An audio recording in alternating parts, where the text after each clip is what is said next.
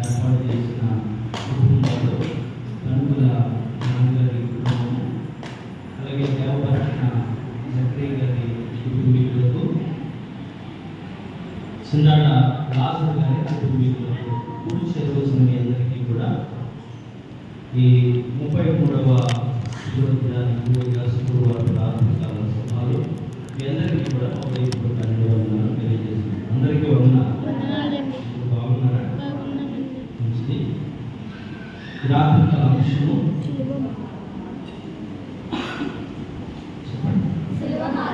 శిలువ మార్గం అనగా చెప్పాలి. శిలువ మార్గం అంటే శిలువ ధ్యాన కోడికలను ఆచరిస్తూ, శిలువ ధ్యాన శ్రవణ కాల కీర్తనలు ఆరంభిస్తూ 40 రోజులను చెప్పుకుంటూ శిలువను గురించి చెప్పలేని వారిగా ఉన్నాం కదా. అవి కూడా ఆనందంగా మీకు ఏమన్నా శిలువ గురించి కూడా చెప్పుకున్నాను. శిలువ చెప్పాలి. ఏం చెప్తా చెప్పుకుంటే నిలబడతారు కాబట్టి నోరు తెరకుండా మాట్లాడు. దేవుడి గురించి మాట్లాడు. ఏదో ఒకటి మాట్లాడు.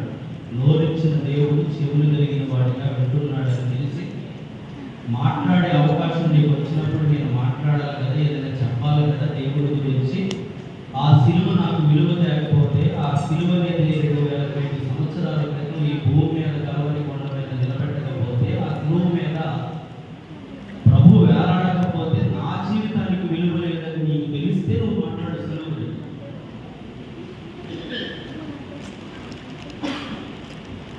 సిలువ మార్గము అనేది నీకు నాకు తెలియజేస్తుంది. ఇరుకైన మార్గం బాగుంది, లేకపోతే శ్రమలుగా అంతేనా? అలాగైతే శ్రమలు అనుకుంటే కనుక ఆ సిలువని కాడి మీరు ఎత్తుకోండి అని దేవుడు చెప్తున్నాడు కదా. ఆ కాడి ఎత్తుకొని నా దగ్గర నేర్చుకోండి అని ప్రభు చెప్తలేదు. అంటే దీన్ని బట్టి నీకు నాకు అర్థం వచ్చింది ఏంటో తెలుసా? సిలువ గురించి నేర్చుకున్న ఒక మాట గుర్తుపెట్టుకుని మరో సంవత్సరమే సిలువ గురించి మాట్లాడలేకపోతే నీళ్ళంత దౌర్భాగ్యం గుర్తులేదు. ఇది ఎలా తీసుకున్నా పడదు. సిలువ అంటే సాక్షులు ఉన్నారు. మనం సిలువ కోసం, సిలువ కోసం అందరూ కూడా క్రైస్తవులు కూడా సాక్షులుగా ఉన్నారు. అంతా వినబడి రోజు మాట్లాడుకొని రోజు ధ్యానం చేసి సిలువ గురించి మాట్లాడకపోతే, ఆ సిలువ గురించి తెలియని వారి దగ్గర అన్యుల దగ్గర మేము మాట్లాడగలుగుతాం. ఏం చెప్పగలుగుతాం? సిలువ అనే పదానికి విలువ తెలియకుండా కాలము ఆ సిలువ ఇచ్చిన రక్షణను లేకపోతే సిలువను అడ్డం పెట్టుకుని అదే క్రైస్తవమైన ఎటువంటి క్రైస్తవుడు లోపం ఎవరు చూస్తున్నాం? మాట్లాడు గౌరవించడం. ఈ మాటలు రావాలి. ఈ మాటలు రావాలంటే దెబ్బలాడినప్పుడు నీకు వీడియో తీసి పెట్టాలి. ఇదిగో నీకు వచ్చి మాట ఇయ్యాలి. నువ్వు ప్రేమగా మాట్లాడే దగ్గర వీడియో తీసి పెడితే ఇదిగో నీ మాట్లాడాలి. మాట్లాడాలి ఏదో అని కూడా తెలుసా. దేవుని సన్నిధిలో మాట్లాడితే నీకు తెలిసింది మాట్లాడతాను, తెలియకపోతే కనుక ఇంకో నేర్చుకుంటావు. అంతేగాని నేను తప్పు పట్టేసి ఏముండదు. సిలువ అనేది నీ జీవితానికి విలువ తెచ్చింది. కానీ చాలా మంది క్రైస్తవులుగా ఆ సిలువ అనేది ఇంట్లో పెట్టుకుంటాం, గుళ్ళు పెట్టుకుంటాం, మెడ వేసుకుంటాం. కానీ జీవితంలో ఉందా? గుడిలో కంటే సిలువ, నీలో కంటే సిలువ, బ్రతుకులో కంటే సిలువ, నీ బ్రతుకున కదే విలువ. సిలువ కంటే సిలువ, నీలో కంటే సిలువ, బ్రతుకులో కంటే సిలువ, నీ బ్రతుకున కదే విలువ.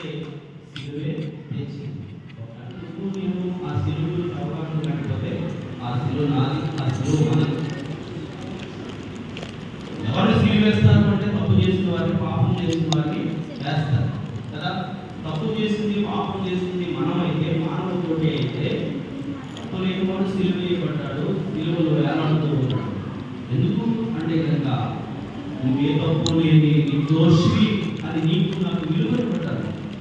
తప్పు చేసిన వ్యక్తిగా దోషిగా ఇక దేవుడి ముందు తండ్రి ముందు ఉంచకుండా ఉండటానికి ఆ శిలువ ఏ దోషం లేని ఆయన భరించి నిన్ను నన్ను నిర్దోషం చేసి విలువలు తీసుకున్నాడు.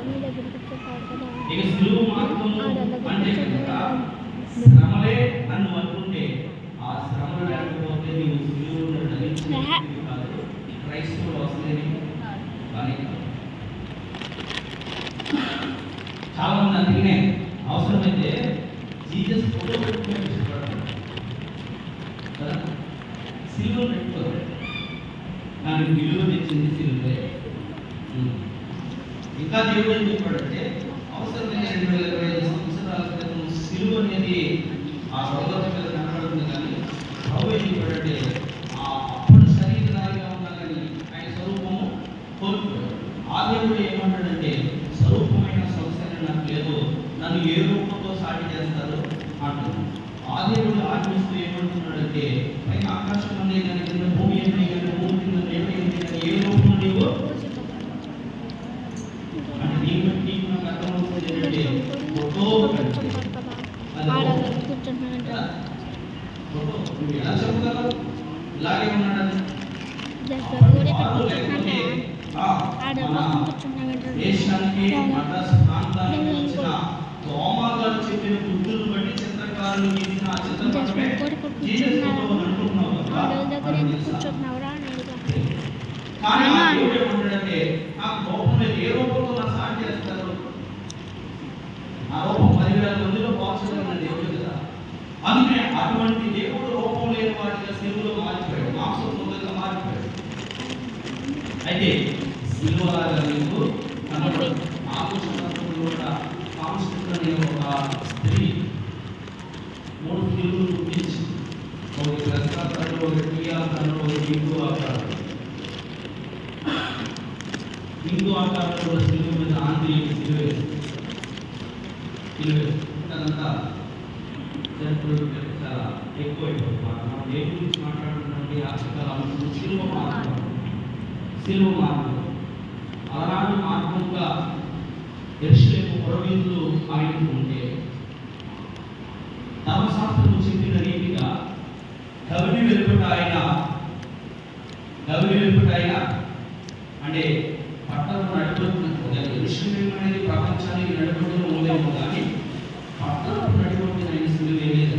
పట్టణం వెలుపలికి తీసుకెళ్ళి వేస్తారు. ద్రాక్ష తోట ఉపమానం చెప్పినప్పుడు కూడా ఆ కుమారుని తీసుకెళ్లి శ్వాసంలోని ఈ శ్వాసం మందైపోతే అతడు వారసులని వెలుపలికి తీసుకుని చంపేశాడు. అర్థమవుతున్న మాట ఆడించారు, అదన్నా ఆడించారు. ఇది నాకేంటి అదే అనిపిస్తుంది నిజంగా. ఎప్పటి నుంచి అంటే మనం 30 రోజుల కోవిడ్ కాడి నుంచి మరింత చాలా బాగా ఉంటుంది నిజంగా. మీరేమంటారు? ఒక స్త్రీకి ప్రసవ వేదన తన జీవితంలో చాలా మరో జన్మిస్తుంది కదా. బిడ్డను కనీదంతా కూడా అసలు చనిపోతుందో బతుకుతుందో కూడా అలా డెలివరీ చేసుకుని చనిపోయిన వారు కూడా మరొక జన్మిస్తుంది. అటువంటి ప్రసవ వేదన కంటే ప్రసవ వేదన ఇంకా గొప్పదని నీకు అర్థమయ్యేలాగా ఈరోజు అంశము దాని ప్రసంగము అని ఒక అరటిపండు వచ్చినట్టు నీకు తినేలాగా నీకు అర్థమయ్యేలాగా దాన్ని ప్రజెంట్ చేయాలంటే దాన్ని ప్రపోజల్ అయితే ప్రజెంట్ చేసి నీకు అర్థం నేర్చుకున్నారని అంటే కనుక ఒక్కరు కూడా స్పందించడం కూడా లేదు. ఏంటి దాని ఉద్దేశం? ఇలా అడిగినప్పుడు కూడా చెప్పకపోతే ఈ 33వ రోజు వచ్చేసి సిలువ కోసమే ధ్యానం చేస్తున్నాం. సిలువ ధ్యానం కూడికల్లో మనం కొనసాగుతున్నాం. అప్పుడు కూడా స్పందించకపోతే ఏంటి? అదే నేను పరీక్ష పెట్టేసి పేరు దాని క్రిటికల్ క్వశ్చన్ అడుగుతున్నదా? రోజు ఇన్ని మాటలే కదా, దాన్ని ఈవిడ అంశం గురించి కదా నేను అడుగుతున్నాను. అది కూడా చెప్పలేకపోతే దాన్ని కూడా నోరు తెరవకపోతే మీ పరిస్థితి ఏంటి? దేవుడి దగ్గర ఏం మాట్లాడుతున్నాను? నోట్తో ఒప్పుకోవాలి కదా వాటిని నోట్తో ఒప్పుకోవాలి. కానీ ఇంకో విషయం తెలుసు, వాటిని చదువుకున్న వాళ్ళు ఎవరైనానో ఏదో నవ్వు చదివినట్టు నోట్లో చదువుకోకుండా నోట్తో గట్టిగా చదువుకుంటే వాటి మందరం ఒప్పుకున్న ఎక్కువ అవుతుంది. చాలా మందికి తెలియదు. లోపల చదువుకుని వెళ్ళిపోతారు. గట్టిగా చదువుతారు, లేట్ అయినా పర్లేదు, ప్రతి వచనం ప్రతి అక్షరం పలికిన వ్యక్తిగా ఉంటారు. ఒకవేళ ప్రయాణం చేస్తున్నప్పుడు లేదా జనసంచారం ఎక్కువ ఉన్నప్పుడు అప్పుడు నువ్వు లోపల చదువుకున్న దానికి పర్వాలేదు. కానీ నీ ఇంట్లో నువ్వు వాక్యం చదువుకుంటున్నప్పుడు గట్టిగానే చదువు. ఎందుకంటే వాక్యాన్ని నోటితో ఒప్పుకున్న వ్యక్తి అవుతుంది. అందుకని మాట్లాడటం సంప్రదాయం. నిలబడి అడిగినప్పుడు చెప్పడం తెలిసిందే చెప్పు. తెలుగు గురించి మనం బాధేసం జరుగుతున్నాడు, నాకు బాధేసం నిజంగా. తెలుగు గురించి కూడా ఒక మాట కూడా ఎవరైనా నోరు తెచ్చుకున్న మాట కూడా చెప్పలేకపోతున్నాం. మనకు విలువ లేదు, సిలువ లేకపోతాడు. అసలు ఏ మానవుడు కూడా ఆ సిలువ గురించి ఒప్పుకోకపోతే రక్షణ లేదు. ఆ సిలువలో ఎలాంటి సిలువను గుర్తు చేసుకోకపోతే ఎవరికి కూడా రక్షణే లేదు. సిలువ మార్గము అంటే పరమేశ్వరుల్లో ఇక అలా చెప్పేస్తే ఈజీగా ఉంటుంది. మాటలు చదువు మాటలే ఉంటుంది. పౌలు చెప్పినట్టు ఆదాగోళ్ళకి పాలే పట్టించాలి, బలమైన ఆహారము అవసరం లేదు. అంత లోతులుగా తీసుకెళ్లి ఆత్మీయతను తీసుకొచ్చి చరిత్రలోని పుటాలను వెతికి మాటలను చెప్పి అది అవసరం లేదంటాడు. మీరు ఎందుకంటే పాదాగోళ్ళని ఉన్నారు కాబట్టి బలమైన ఆహారం మీకు తగదు అని చెప్పారు. కానీ ఆలోచన అలా ఉంది. విత్తనాలు జరుగుతుంటే వెళ్తే ఏదో విత్తనం ఎక్కడో దగ్గర పాలిస్తారు అన్న ఉద్దేశంతో ప్రయాసపడినా పర్లేదు. సింపుల్గా చెప్పుకుని వెళ్ళిపోవచ్చు, కానీ ప్రయాస ఎందుకంటే ఏదో ఒకటే ఎక్కడో దగ్గర పాలిస్తారు. సిలువ మార్గం గురించి మనం ముందుకు వెళ్ళిపోతాం. చదివిన సువార్త పాఠ్యభాగంలో 32వ వచనం చదువుతుంది.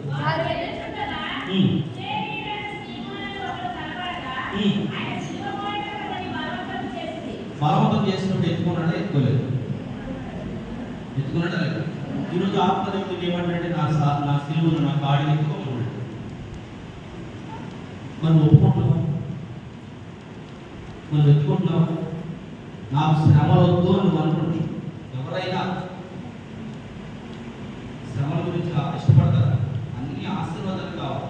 ప్రార్థనలో కూడా ఆశీర్వాదాలు చేసుకునే ప్రార్థనలే మనకి ఇష్టం. ఒకవేళ ఆ ఆశీర్వాదం అసలు నిజంగా సీక్రెట్ చెప్పండి. ప్రభు చెప్పాడంటే వారి గురించి ప్రార్థించండి. సమాధాన పాత్రుడనే వాడు, సమాధానమైన దేవుడు అక్కడ ఉంటే వారు అనుకునే జరిగితే రాత్రి మీతో వచ్చేస్తే సమాధాన పాత్రుడు ఆ ఇంట్లో లేదా ఆ వ్యక్తి దగ్గర విశ్వాసంగా ఉన్న వారి దగ్గర ఉంటేనే ఆమెన వాడిగా దేవుడు ఉంటాడు. ఇది తెలియక ఇంకా నీ నా ప్రార్థన ఎలా ఉండాలి తెలుసా? మానవుడు భూమి మీద కష్టాలు పడవలసిందే, కానీ ఇరుకుల్లో కూడా విశ్రాంతి ఇచ్చే దేవుని కోసం నీవు నేను చేయవలసిన ప్రార్థన కష్టాలు నా వద్దు ప్రభా, ఆశీర్వాదాలు కావాలి ప్రభు ఎప్పుడు అనుకోకూడదు. శ్రమను సహించిన వాడు ధన్యుడు అని వాక్యం చెప్తున్నప్పుడు సహించే భాగ్యము, ఆ సహించే దక్కిత, ఎదుర్కొనే ధైర్యము నాకు ఉన్నది ప్రార్థన చేయాలి. అప్పుడు నీవు ధన్యుడు. అందుకే వద్దు అనుకుంటే కనుక ఈ భూమి మీద మానవుడు ఖచ్చితంగా శ్రమను అనుభవించాలి. వద్దు అనుకుని నీవేమైపోతావు? అవిశ్వాసంతో మారిపోతావు. వద్దు అనుకుని నీవేమైపోతావు అంటే అధైర్యపడిపోయి ఆ శోధన బట్టి ఆ శ్రమను బట్టి కుంగిపోయి చేయలేని వ్యక్తిగా. అందుకనే శ్రమలను సహించే శక్తిని ఇవ్వ ప్రభు. ఎందుకు అడగాలి ప్రభు అంటే కనుక ప్రతి సమస్యను, ప్రతి శ్రమను, ప్రతి అపవాది శోధనను ఆయన భూమి మీద జయించిన వాడుగా, మానవుడుగా జయించిన వాడుగా ఉన్నాడు. అందుకనే మనకు కూడా ఆయన శ్రమానుభవం లేనివాడు కాదు, కానీ సహాయం చేసేవాడుగా ఉన్నాడు. విషయాలు ఆత్మీయంగా ఆలోచన, వాక్యం బాగా చదువుతూ బాగా విని నేర్చుకున్న వారికి అర్థమవుతాయి తప్ప, లేకపోతే ఇలాంటి కన్నిప్పుతోనూ లేదా ఇలాంటి గట్టిగా చెప్పే మాటలో మనకి చాలా ఇబ్బందిగా ఉంటుంది. ఆ ఇబ్బందుల గురించి నేను ఏమీ అనుకోను. ఎందుకంటే దేవుడి దగ్గర నేను ఇబ్బంది పడ్డాను. నాకు దేవుడు ఇచ్చిన అవకాశాన్ని బట్టి ఎవరో ఏమో అనుకుంటారని చెప్పేసి ఆ దేవుడు ఇచ్చిన మాటలు అక్కడికి ప్రసంగించాలి అనించుకుని కుదించుకుని ముగించుకుని వెళ్ళిపోతాం. నడిపిపోయితే బాగుంది. ఆత్మదేవుని సహాయం అయితే నాకు సంపూర్తిగా ఉంది. నేనైతే గ్రహించాను. ఆత్మదేవుడు అయితే నన్ను నిలబెట్టిన వాడు నడిపిస్తున్నాడని నాకైతే తెలుస్తుంది. నా ప్రార్థన ఆలకించిన దేవుడు నన్ను విడిచిపెట్టలేదు నాకైతే అర్థమవుతుంది. దాన్ని అంచుకుని కుదించుకుని కొన్ని జవాబులు అన్నీ తెలుస్తాయి, అన్నీ ఉంటాయి. ఇంకో విషయం తెలుసా, ప్రార్థించే వరకు దేవుడు అన్ని బయలుపడతాడు. ప్రార్థన చేసే వరకే ఎక్కడ ఏం జరుగుతుందో ఎవరు ఏమనుకుంటారో అన్నీ బయలుపడతాయి.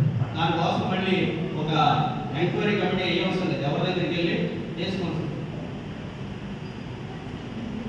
ఈ విషయాలు ఎందుకు చెప్తున్నానంటే, అలాంటి వాటి వల్ల, ఆ సంగుల వల్ల, ఆ వెనకాల మాట్లాడుకోవడం వల్ల ఈ 2 గంటలు వెచ్చించి ఒక 5-10 నిమిషాలు ఎక్కువైతే ఆ 10 నిమిషాల గురించి కొనుక్కున్న చూడు ఇదంతా పెద్దమైపోయింది.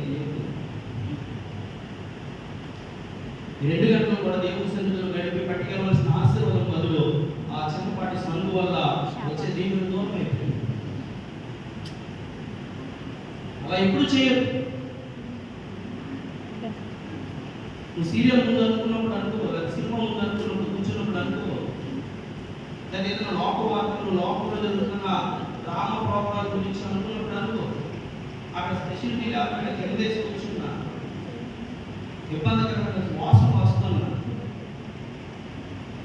నువ్వు దాన్ని ఇష్టపడుతున్నావు కాబట్టి కష్టమైన సరే నిన్ను రక్షించి నీకోసం ప్రాణం పెట్టి మరలా వచ్చి నీవు కష్టపడకుండా సుఖం ఇచ్చే పర్వతం తీసుకెళ్తానన్న ప్రభు గురించి ఆయన సన్నిధికి వచ్చి నిర్లక్ష్యం పోతున్నాను చూసావా, అనాలోచితంగా ఉన్నాను చూసావా, ఏకీపించుకున్నాను చూసావా, అంగీకరించుకున్నా ఉన్నాను చూసావా, ఒప్పుకోకుండా ఉన్నాను చూసావా.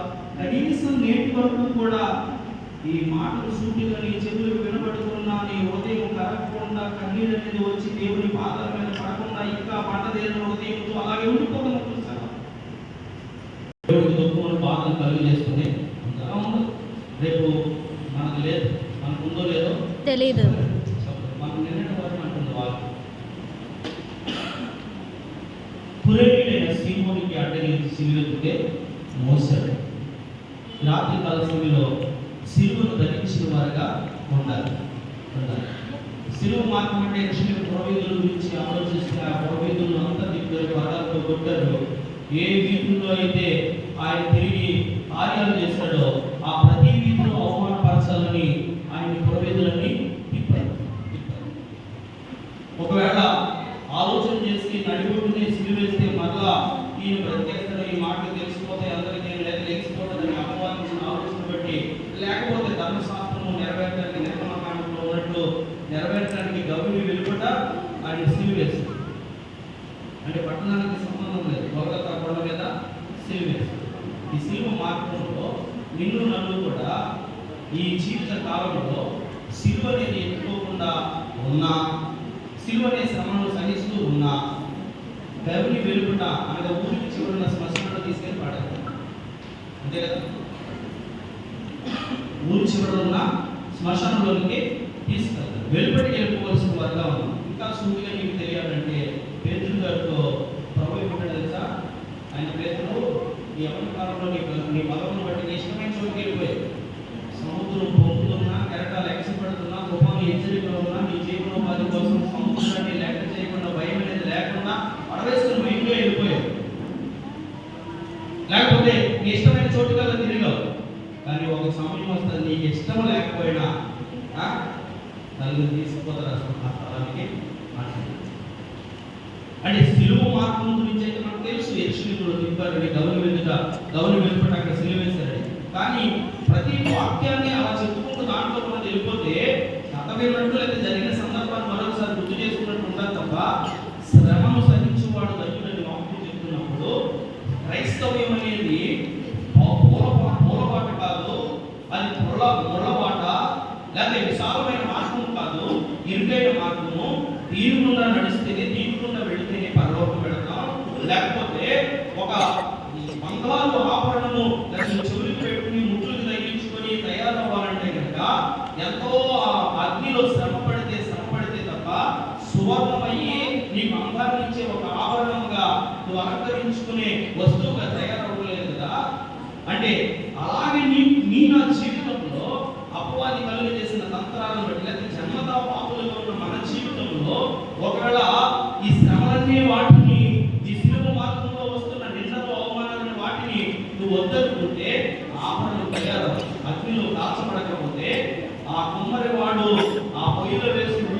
దాన్ని కాల్చకపోతే అది ఆవరణంగా తయారవుతుంది.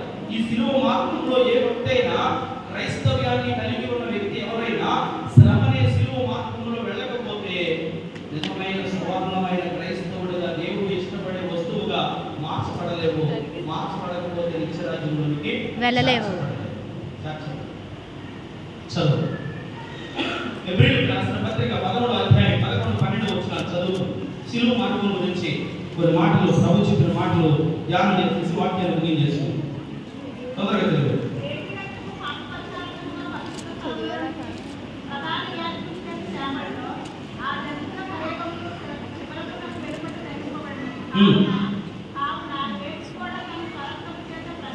అలనాడు ధర్మశాస్త్ర ప్రకారం దేవుని సన్నిధికి అర్పణం తీసుకొచ్చిన అపరిహారాలు తీసుకొచ్చిన అది వెలుపల ధరించబడతారు. అలాగే క్రీస్తు కూడా లోక రక్షణకు వచ్చిన ప్రభు మానవ కోటికి మనుషులు ఎక్కడుంటే అక్కడికి వెళ్ళి రాజ్యసువార్తను ప్రకటించాడు. కానీ ఆయన బలిగా అర్పించబడటానికి ఎక్కడికి వెళ్ళాడు, ఎక్కడికి తీసుకెళ్ళాలంటే గవిని వెలుపటికి తీసుకెళ్ళాడు. గవిని వెలుపట ఆయన్ని బలి జరిగింది.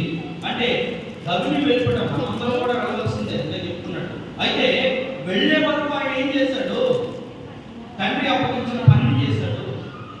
30 సంవత్సరాలు తల్లిదండ్రులకు లోబడి 3.5 సంవత్సరాల శిష్యుని ఏర్పాటు చేసుకుని రాజ్యసువార్త ప్రకటిస్తూ వచ్చాడు. తండ్రి చిత్తం నెరవేర్చడం కోసము ఆయన సమస్త శ్రమలను అనుభవించి ఈ ప్రాణాన్ని ఉపత్తి కలిగిపోయినట్టు ఆహుతిగా చేసుకున్నాడు. ఎవరి కోసం అంటే నీ కోసం, నా కోసం.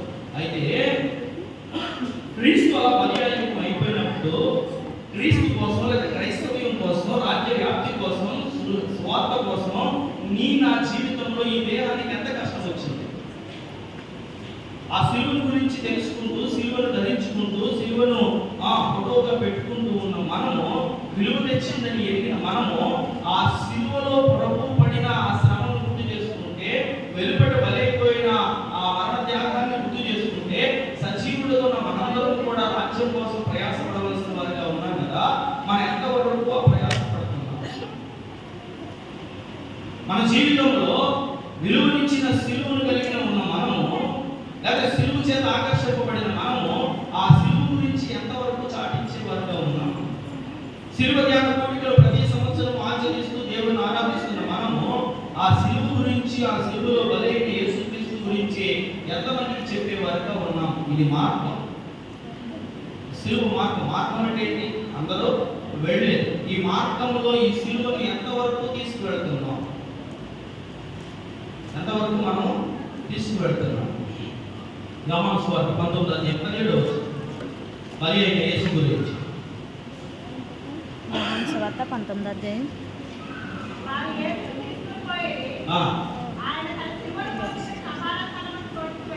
ఆయన సిలువను మోసుకుని కపాల స్థానానికి తోటికి వెళ్ళాడు. 17వ వచనం. నేను కూడా 17వ వచనం. మోసుకోవాలి. అంటే క్రీస్తు కోసం, ప్రభు కోసం, పరలోకం కోసం, లేదా స్వార్థ కోసం శ్రమ అనే అనుభవాలు నీ నా జీవితంలో ఉంటారు. చాలా సాటిస్ఫాక్షన్ ఉంటుంది.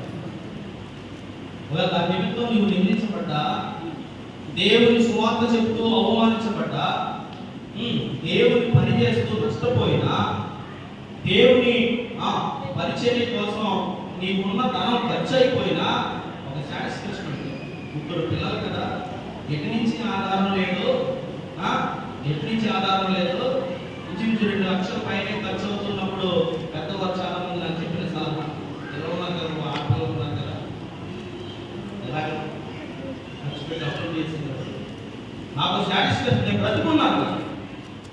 ఆ రోజునే చనిపోతే నా పిల్లలు ఏమైపోతుంది? బ్రతికించిన దేవుడి కోసం సంవత్సరానికి ఒకసారి కృతజ్ఞత కలిగి చేస్తున్నది ఆ ప్రయత్నం. నాకంటూ ఒక సాటిస్ఫాక్షన్ ఉంటుంది. ఖర్చు పెడుతున్నాము, ఆ ఖర్చులు లెక్కేసుకోవడం కాదు. నాకు దేవుడు పనిచేసే భాగ్యం నాకు దేవుడు ఇచ్చాడు. దేవుని సువార్త ప్రకటించే ధన్యత నాకు ఇచ్చాడు. ఆ సువార్త ప్రకటించడం నన్ను బ్రతికించాడు. అలా అనుకున్నప్పుడు ఒక సాటిస్ఫాక్షన్. నేను దేవుడి కోసం ఈ పని చేయగలిగాను, నా దేవుడి కోసం ఇంత ఖర్చు చేయగలిగాను. ఆడపడాలకు ఖర్చు పెట్టుకోవచ్చు. ఇదేంటి, నేను 5 సంవత్సరం కష్టపడి ఈ చెవులు కొనుక్కున్నాను,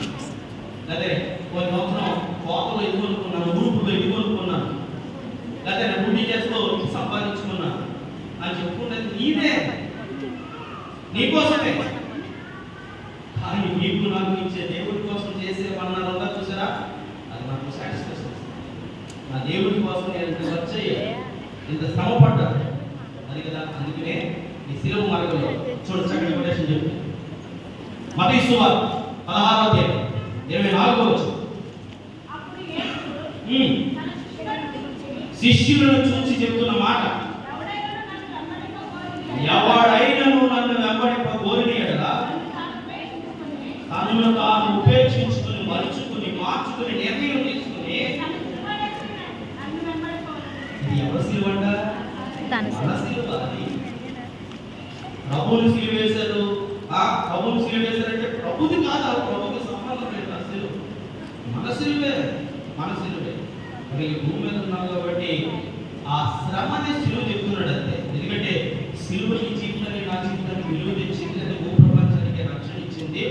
సిలువ వైపు ఆకర్షింపబడిన వాడు రక్షింపబడతాడు. అలనాడు ఎలాగైతే అరణ్యంలో ఆ సర్పము లేక అపవాదిని కాటుకున్న ప్రతి వాడు మోషే చేత ఇత్తడి సర్పంగా నిలవబెట్టిన స్తంభం మీద దాన్ని నిదానించి చూసి ప్రతిగాడు, అలాగే ఈ చివరి దినాల్లో 2025 సంవత్సరాల క్రితం గొల్గొతా కొండ మీద ఆ కల్వరి వేయబడిన సిలువ వైపు చూస్తే ప్రతి ఒక్కరు రక్షణ పొందుతారు. రక్షణకు విలువకు సాదృశ్యమైన సిలువ విషయంలో, నేను ఆ సిలువ విషయంలో ఎలా ఉన్నాం? మొట్టమొదటిగా చెప్తున్న మాట ఏంటో తెలుసా? ఉపేక్షించుకుని. ఉపేక్షించుకున్నటువంటి నా కోసం అన్ని చేసిన దేవుడి కోసం నేను ఏదైనా చేయాలి, అది ఉపేక్షించుకోండి. అప్పుడు ఎందుకో సిలువ అంటే శ్రమ వస్తుంది. సిలువలు ఏముంది, వరకు తీసుకెళ్ళారు. ఆ సిలువ మీద ఆయన్ని మోయించిన సిలువ మీద మోయించిన సిలువ మీదే ఆయన్ని చంపేశారు, సిలువ కొట్టేశారు. అలాగే నేను ఆ సిలువను ఒక ఈ లోకంలో ఆయుష్ ఉన్నంత కాలం ఏ కష్టం వచ్చినా ఏ బాధ వచ్చినా దాన్ని తెచ్చకూడదు. సిలువ మార్గం అంటే మొట్టమొదటి ఉపేక్షించుకో, తనను తాను సిలువనెత్తుకుని అప్పుడు క్రీస్తు నడిచినట్లు క్రీస్తుని వెంబడించిన వ్యక్తిగా నువ్వు అది సిలువ మార్గం. క్రీస్తు నడిచిన సిలువ మార్గంలో నీవు నేను చేయవలసిన కొన్ని శక్తి సిలువలు అన్ని చేయించుకుని చేస్తున్నారు.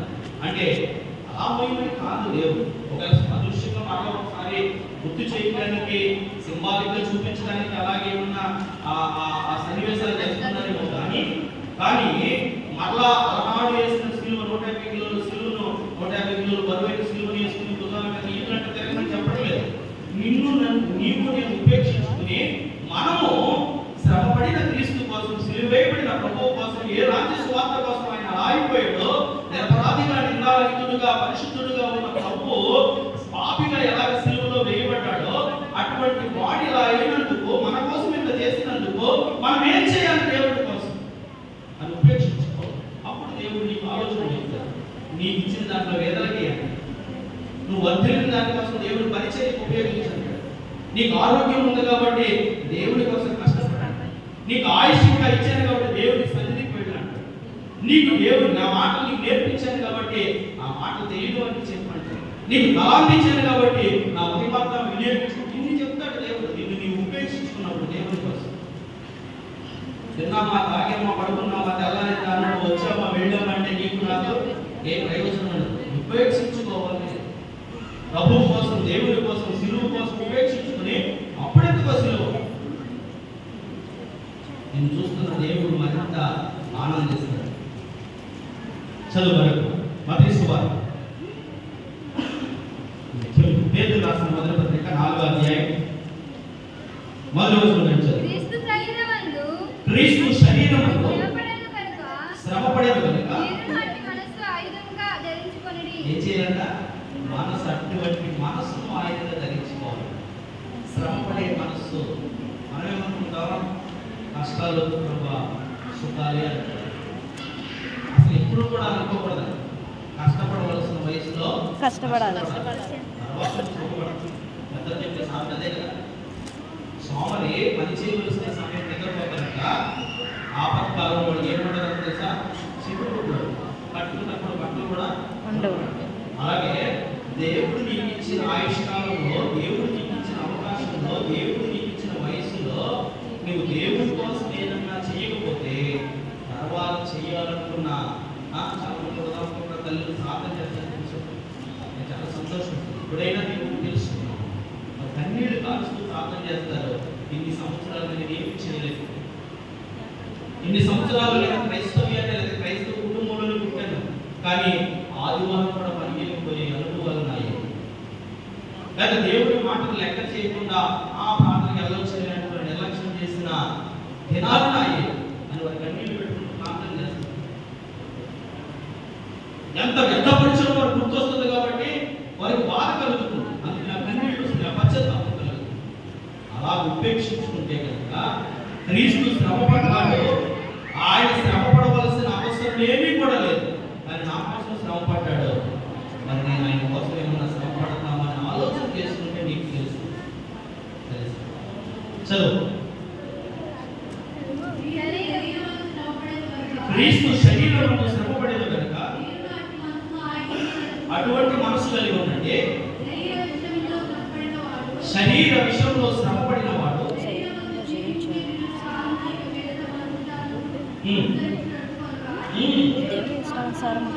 ఇక మీదట, అంటే ఇక్కడి నుంచి అయినా ఇక మీదట మనుష్య ఆశలను అనుసరించి నడుచుకోక దేవుని ఇష్టానుసారముగా నడుచుకున్న వారు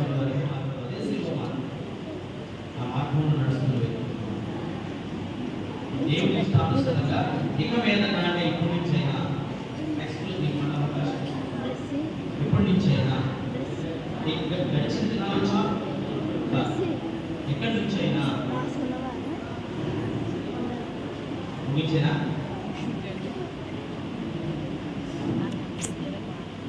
చరణ కుమార్ హెబ్రీయులకు రాసిన 11వ అధ్యాయం 24వ వచనం చదవండి. మాట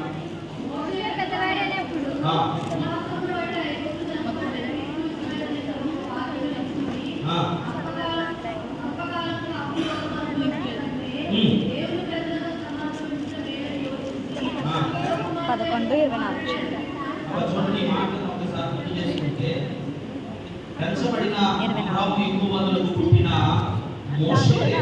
మోషే, నీటిలోంచి తీయబడిన మోషే, పసిగంతులందరూ చనిపోతున్న తరుణంలో దేవుని ప్రణాళిక చెబుతున్న ఆ నైలు నదిలోంచి తీయబడిన మోషే, ఫరో కుమార్తెగా పెంచబడిన మోషే 40 సంవత్సరాల ప్రాయంలో సకల విద్యా ప్రావీణ్యుడై రాజరికానికి వచ్చినప్పుడు చూస్తూ కళ్ళ ముందు ఉన్న సుఖభోగాల గురించి మాట్లాడుతున్న మాటలు. ఈ కాలంలో ఈ ఆయుష్ ఎంత కాలం ఉన్నదో తెలియదు. అలాంటప్పుడు అల్పకాలంలో అనగా ఇంతలో కనబడిపోయే కాలంలో ఇదంతా పాపభోగం అనుభవించడం కంటే అసలు దేవుని కోసం శ్రమ అనుభవించడం మేలు. ఇప్పుడైనా నీ దేహంతో దేవుడి కోసం, నీ ఉన్నదానితో దేవుడి కోసం, నీకు ఇచ్చిన తలాంతులతో దేవుడి కోసం నిర్ణయం చేసుకో. నిన్ను ఉపేక్షిస్తూ మోషే 40 సంవత్సరాల నుంచి అన్ని ఎదురుగా ఉన్నప్పుడు దాన్ని పాపభోగము అన్నట్టు. దాన్ని అనుభవించిన కంటే ఎప్పుడు వెళ్ళిపోతామో ఎప్పుడు ఊడిపోతామో తెలియదు కనుక దేవుడి కోసం ఎందరే అనుభవించిన దేవుడి ప్రజల కోసం కష్టపడితే మేలు మేలని పెంచుకున్నాడు.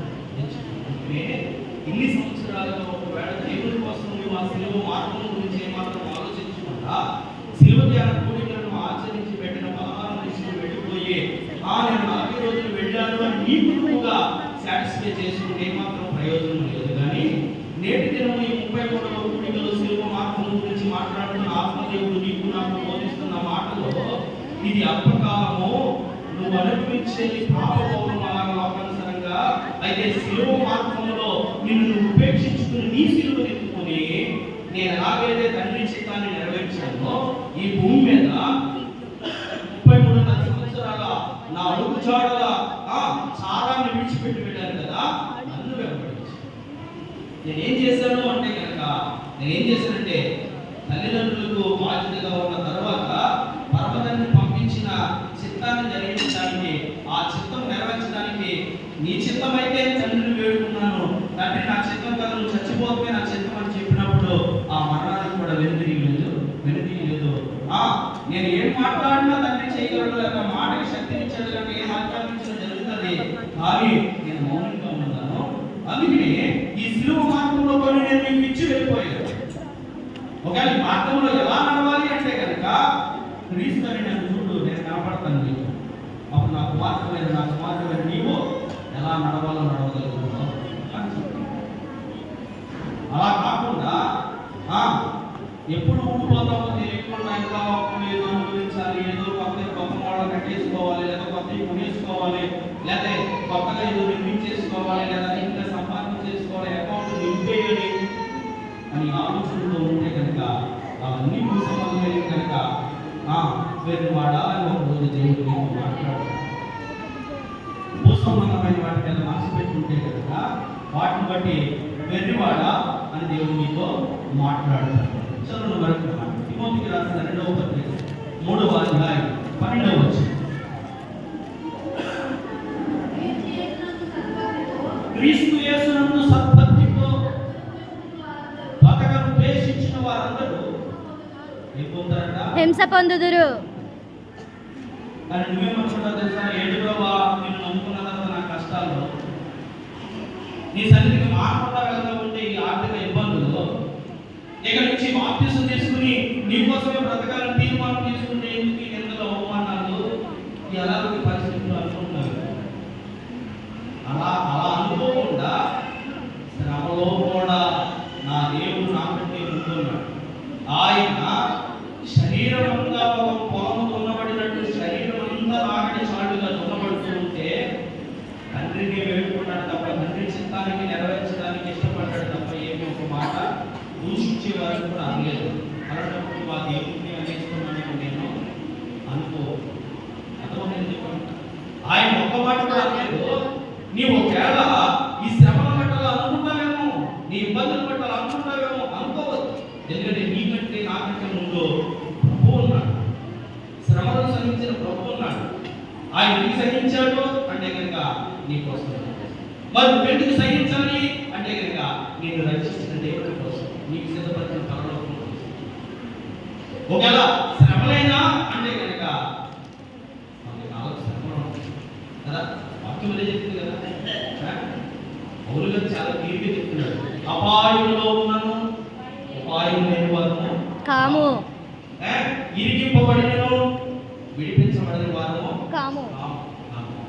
ఏ స్థితిలో ఉన్నానో ఆకలితో ఉన్న కలిమి లేని అన్ని చూసిన నేను సంతృప్తి కలిగి కూడా నేర్చుకున్నాను. అందుకనే ఆ రెండు విషయాలు బ్యాలెన్స్ చేసుకుంటూ యెహోవా ఇచ్చిన యెహోవా తీసుకుని పోయాను, అనుభవించాలా కష్టం అనుభవించకూడదా అని చివరి దేవుడు ముళ్ళిపోయి కుటుంబ మొక్కలు నాటి వరకు కూడా భక్తిని విడని ఏ వరకు చేసుకుంటూ నాలాంటి మానవుడే కదా అని అనుకుంటే నేను ఉపేక్షించుకున్న వ్యక్తివి, లేదా శ్రమను సహించవలసిన, ఇంకా చెప్పాలంటే అపోస్తులు ఏమని తెలుసా, ఈ శ్రమను అనుభవించడానికి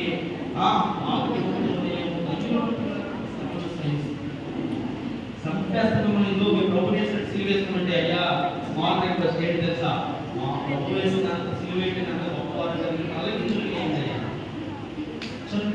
అది వాక్యం ఇక పౌలు క్రీస్తు అంతటి శ్రమ పడ్డాడు. ఒక నా దేశంలో బెత్తాలతో కొడతా ఉంటే, కొరడాలతో కొడుతూ ఉంటే, రాడుతో కొడుతూ ఉంటే, పట్టణం నుంచి పట్టణం పీడుస్తూ ఉంటే నాకు అనిపిస్తుంది క్రీస్తు శరీరం ఏదైనా కొదువుగా మిగిలి ఉంటే నేను నెరవేర్చడానికి నేను సిద్ధంగా ఉన్నాను. మానవులు మన ముందు ఉన్నారు, ప్రభు ఉన్నాడు, అపోస్తులు ఉన్నారు. నేటి వరకు లేదా గడిచిన సంవత్సర కాలంలో అన్నీ ఉంది, కుటుంబం అంతా ఉంది. మార్చి 24వ తారీఖుని క్రీస్తు కోసమే నా రాజు అని ఎక్కడ ప్రసంగంలో రాజుగా ఉన్నతంగా చూపించే ప్రవీణ్ ప్రకటన గారు కూడా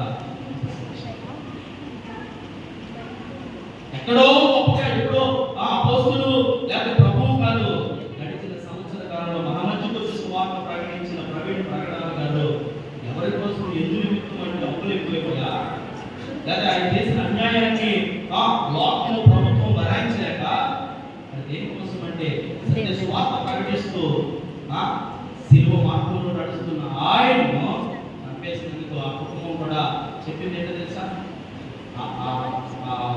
సమాధి మీద రాయించింది ఏంటి తెలుసా? హతసాక్ష్యం రాయించింది. నిన్ను ఉపేక్షించుకుంటే, నీ సిలువను ఎత్తుకుంటే, నీకంటే ముందున్న భక్తులను శ్రమ, వారికి కలిగిన శ్రమను గుర్తు చేసుకుంటే ఇవి ఎన్నదగినవి కావు. సో మరొకసారి క్రీస్తు యేసునందు సత్పంక్తితో బతకను ఉద్దేశించినవా హింస పొందుదురు. ఏ పొందరట? హింస పొందుదురు. చదువు. అపోస్తలుల కార్యముల గ్రంథం 24వ అధ్యాయం 22వ వచనం గణించు.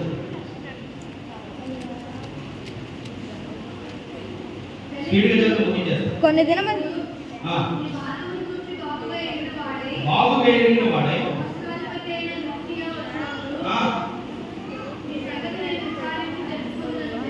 ఏ మార్గం గురించి? యేసు మార్గం గురించి. మౌలిక దేని మీద ప్రకటపడ్డారు? దేని గురించి అంటే యేసు ప్రకటించబడుతూ ఆ ఫెలిక్స్ సభకు తీసుకొచ్చినప్పుడు ఈ మార్గం గురించి విచారించవలసిన ఫెలిక్స్ లౌకియాల చక్రవర్తి వచ్చిన తర్వాత దీని గురించి నేను మాట్లాడతానని అంతవరకు దర్శనాలు వచ్చినాడు. అంటే ఈ మార్గం ఎందుకు చెప్తుంది తెలుసా? అటువంటి అధికారిగా ఉన్న వాడి గురించి కూడా ఈ మార్గం గురించి అవగాహన కలిగింది. మాట చదివించామంటే దాంట్లో మనం గ్రహించాలి ఏంటి తెలుసా? ఫెలిక్స్ అంటే ఆ ఖైదీలకి తీర్పు తీర్చేవాడు, వారి గురించి విచారణ చేసి ఆ శిక్షను లేదా విడుదలను ఖరారు చేయవలసిన అధికారిగా ఉన్నవాడికి ఏముంది అంటే కనుక ఇదిగో క్రీస్తు శిలువ మార్గం గురించి అవగాహన. ఇప్పుడు క్రైస్తవురాలుగా ఉంటూ భక్తిని కొనసాగిస్తూ శిలువ ధ్యాన కోరికలను ఆచరిస్తూ ఇన్ని సంవత్సరాలని సీనియారిటీలో ఈ శిలువ గురించి సరైన అవగాహన ఉండాలి. శిలువ మార్గం గురించి అధికారులకు అవగాహన చెప్తుంది వాక్యం. వారికి తెలిసిన వారుగా ఉన్నారని చెప్తుంది. మరి నీకు నాకు తెలిస్తే కనుక శిలువ మార్గం అంటే చెప్పలేని నోరు తెరవలేని వారికి మనము ఉండిపోతాం. అవకాశం వచ్చింది కదా అని నిజంగా నీకు భక్తులు కొనసాగుతూ ఉంటే శిలువ గురించి తెలుస్తూ ఉంటే కనుక ఇక చాలా కూర్చోని లాగా చెప్పగలిగినట్టు ఉండాలి. కలగలం అది కదా క్రైస్తవులు నేర్చుకుంటున్నాడు. అది కదా నేర్చుకుంటున్నందుకు విలువ ఇవ్వటం. సిలువ గురించి ఏంటంటే చెప్పడానికి ఎంతైనా సరిపోదు.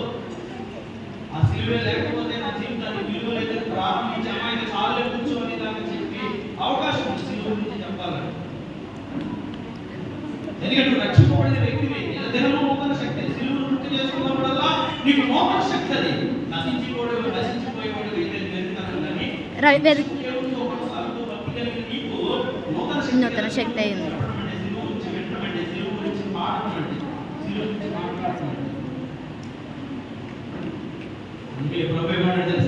ఇటువంటి మౌనంగా ఉంటూ లేక ఆ విలువైన శిలువ గురించి అవగాహన లేక అన్నిల మధ్య చెప్పలేక దానికి విలువను చెడగొట్టిన వ్యక్తి అని నిన్ను బట్టి నాకు అవమానం కలుగుతుంది. నామాన్ని అప్పగిస్తే జరుగుతుంది కదా. నా నామాన్ని దూషింపబడుతుంది. అన్యుడైన వాడికి అవగాహన ఉన్నది ఈ మార్గం గురించి, శిలువ మార్గం గురించి. నీకు నాకు లేకపోతాం. అది ఎంతవరకు? చదువు వరకు. 26వ అధ్యాయం 28 వచ్చినట్టు చదువు. అందుకు అగ్రిప్ప సొంతంగా నన్ను క్రైస్తవం చేయి చూస్తున్నావే పౌలు గారు అంత మందిలో కూడా ఆ సభలో నిలబడి పెట్టిన నుంచి దిగుతూ అగ్రిప్ప, ఫెలిక్స్ వీరందరూ అధికారులు ఉన్నారు.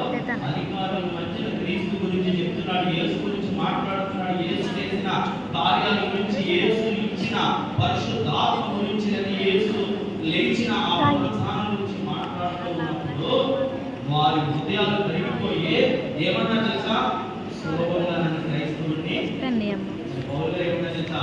సులభంగానో కష్టంగానో నేడు అంతకు ముందు అందుడిని అవిధేయుడిని నేను ఎంచుకున్న మార్గమే విధానం అంటూ వెళ్ళిపోతున్న నా జీవితంలో దేవుడు నా కన్నులు తెరిపించిన కారణాన్ని బట్టి నేటి శ్రమలు లేదా అందరూ నాకు భయపడేవారు, లేదా నాకు ఆస్తి ఉండేది, లేదా అందరూ నా వెనక వచ్చేవారు. కానీ నేను ఈ రోజు ఖైదీగా లేదా ముద్దాయిగా మీ చేత తీర్పు తీర్చబడడానికి, నిందించబడడానికి, శిక్ష పెట్టడానికి సిద్ధంగా ఉన్న నా వలె ఉండాలని కోరుకుంటున్నాను. ఎందుకంటే నేను క్రీస్తు ఖైదీగా మారిపోయాను.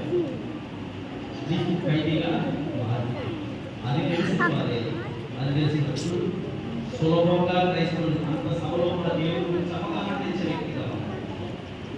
అటువంటి అధికారులు కూడా దేవుడి గురించి ఆలోచన చేసే వారిగా ఉన్నారు. అలాగే తెలుసా, ఇంత సులువుగా నన్ను మార్చేయగలిగితే ఈ మాట ఎంత విప్లవంగా పనిచేస్తుంది నాలో ఎప్పుడని చెప్పేవా దేవుడి గురించి సరిగ్గా నువ్వు అనుభవిస్తున్నావు లేదా నువ్వు చెప్పగలుగుతానికి ఏదైనా టేస్ట్ చేసినప్పుడు దాని గురించి లేదా ఏదైనా హోటల్ వెళ్ళినప్పుడు ఆ హోటల్ గురించి ఇక్కడ ఏదైనా అనుకుంటే కనుక వాళ్ళ హోటల్లో టేస్ట్ గురించి చక్కగా మాట్లాడు. ఏ జొమాటోకి ఆర్డర్ ఇస్తే కరెక్ట్గా టైం తీసుకొస్తుందో ఆ ఆర్డర్ గురించి తప్పగా చెప్పగలుగుతావు. అదే నువ్వు ఏ బంగారు షాప్లో బరువు మసీదు తక్కువ వేస్తాడో షాప్ గురించి చెప్పగలుగుతావు. అదే ఏ రైతు పనికి వెళ్తే టిఫిన్లు టీలు చేస్తారో ఆ రైతును గుర్తుపెట్టుకుని చెప్పగలరు కదా, అన్నీ చెప్పగలరు. అమ్మ వెనక నిల్చోడు చెప్పగలరు. కానీ ఇన్ని సంవత్సరాలుగా వెళ్తున్న దేవుడి కోసం చెప్పగలిగే స్థితిలోనే ఉన్నావా? అన్నిటి గురించి అవగాహన కలిగి మర్చిపోకుండా చెప్పగలుగుతుంది. అసలేం చెప్పగలిసిన దేవుడి గురించి చెప్పలేకపోతుంది. ఇది కదా సిలువ మార్గంలో ఉన్నాము లేదా ఈ మార్గంలో కానీ పౌలు గారు ఆ తపస్సు మార్గంలో రక్షింపబడిన తర్వాత ఈ సిలువ మార్గం గురించి ఎంతటి అధికారులైనా సులువుగా సిలువ వైపు ఆకర్షించే విధంగా మాట్లాడే శక్తి కలిగింది. అదే తను ఉపేక్షించుకున్నాడు. నా నిర్ణయాలు తన మాట్లాడాలంటే క్రీస్తు కోసం కైటీ అయిపోయాడు. కనుక నువ్వు మర్చిపోయినట్టు ముందున్నాయని కూడా పెట్టవలు ఎంచుకున్నాను. బ్రతుకున్న క్రీస్తు కొరకు లాభం క్రీస్తు శరీరం ఏదైనా కొదువు అయి ఉంటే నేను అది అనుభవిస్తాను.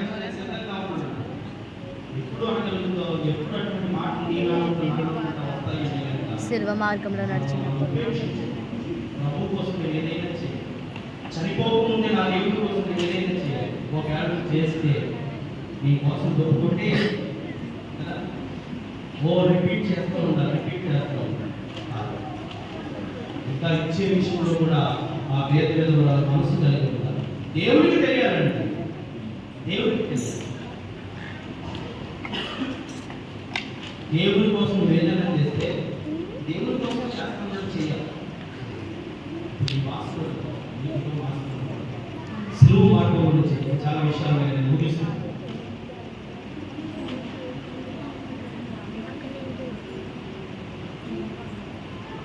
చెప్పబడిన మాట ఎంత విలువైన వాక్యాలు చాలా సందర్భాలు ఉన్నాయని చూపిస్తాను.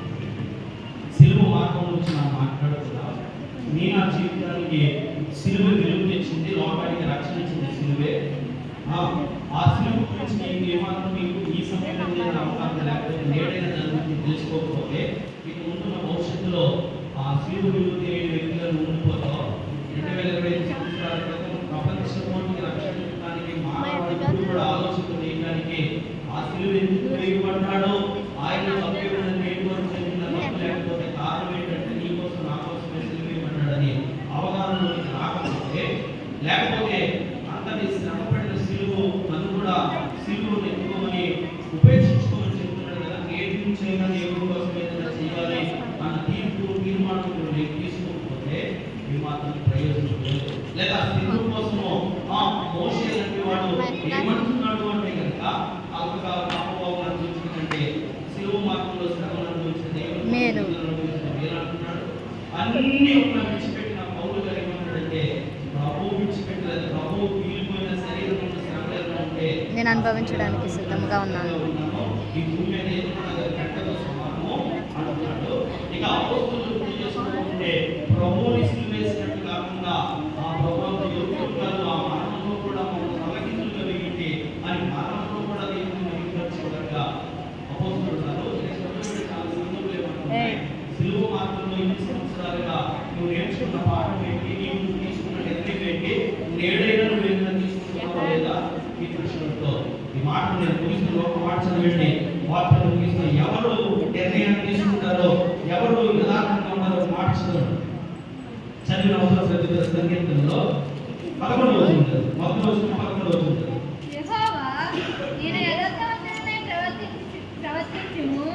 నాకు తీర్పు తీర్చుము, ఏమీ సందేహపడకుండా యథార్థంగా ప్రవర్తించేవారు నిర్ణయం తీసుకుంటారు.